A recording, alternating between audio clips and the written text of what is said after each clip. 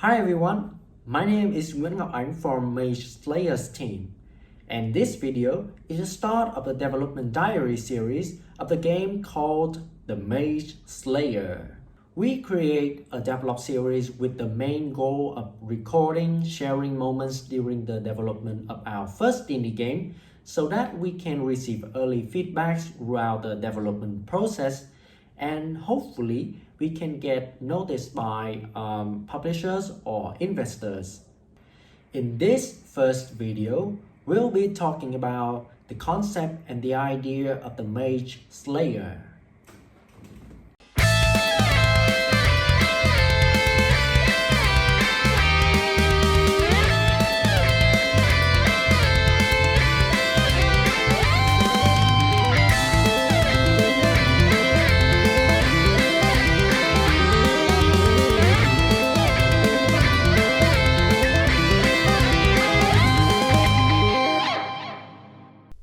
We've just started the project a few months ago, but the idea for the Mage Slayers has been in my head for over 2 years now.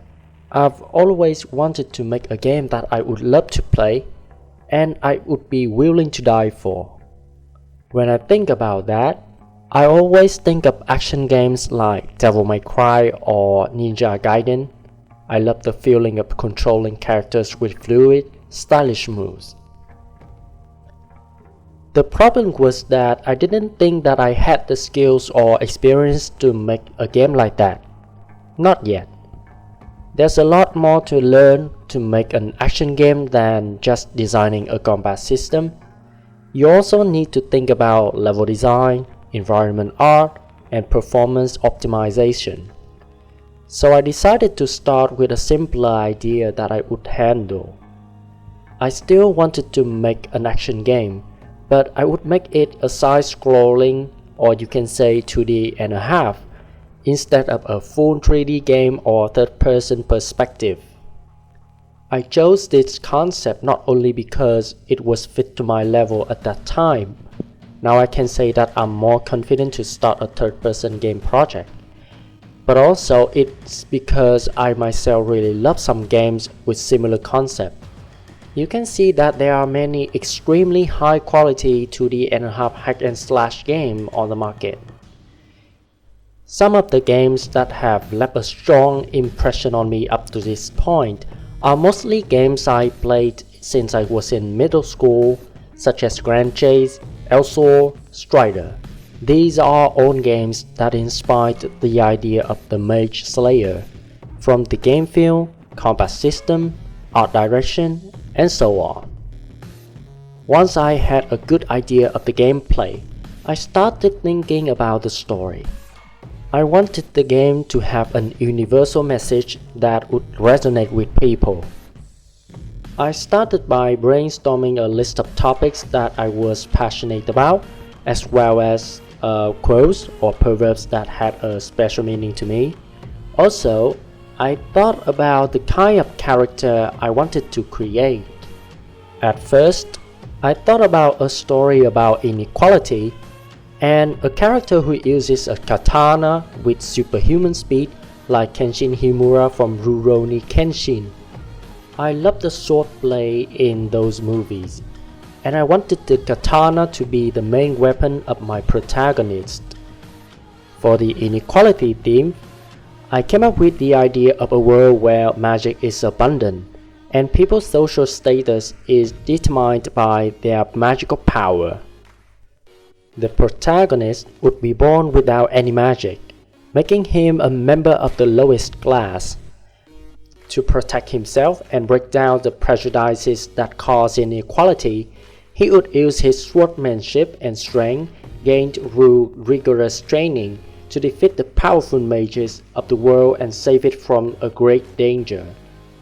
When I told people about this idea, they often compare it to the anime series Martial. Well, yeah, I can see the similarities here. However, the real inspiration for this story came from another anime/manga series called Black Clover. In that series, The protagonist is also born into a society that values magic, but he has no magic himself.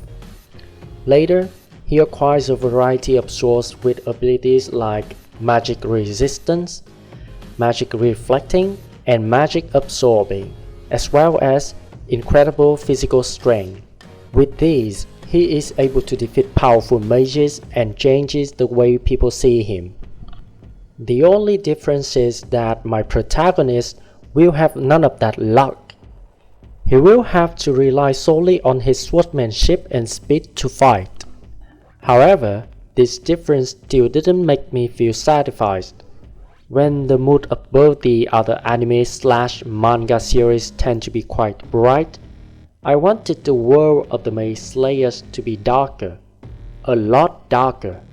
I continued to look for ideas based on things around me myself at that time, which was about 3 or 4 months ago, so I took inspiration from the Bible. It's not about using details in the Bible to turn them into details in games like Assassin's Creed. What I mean is that I was inspired by the explanation of the details in it, listened to sermons, and talked with a brother who studies the field of theology very carefully. So, the theme of fighting against inequality became a very minor part of the story of the Mage Slayer. Instead, the story will be about a world that was once blessed by the Lord or the Creator, but has been corrupted because there was too much interference with the laws of nature. This world was once good, but it is now dying and falling apart. This is because humans have become arrogant and believe that they have surpassed the Creator or the Lord. They have created technology that allows them to absorb magical power at will, and this has led to the rise in crime. The lack of magical power in the body of the protagonist is a result of this unnatural interference by those who believe that they are equal to the law or the Creator. Why? How? I'll reveal more about this in the future video about the development of our story. On his journey, the protagonist will come to realize that his mission is to put an end to the world of unredeemable crime. He will burn it to the ground so the nature can rebuild it from the ashes. That's all for this video. In the next one, I'll talk more about the prototype and the concept development of the game The Mage Slayer, and how we want the game to be different from its own inspiration. Bye!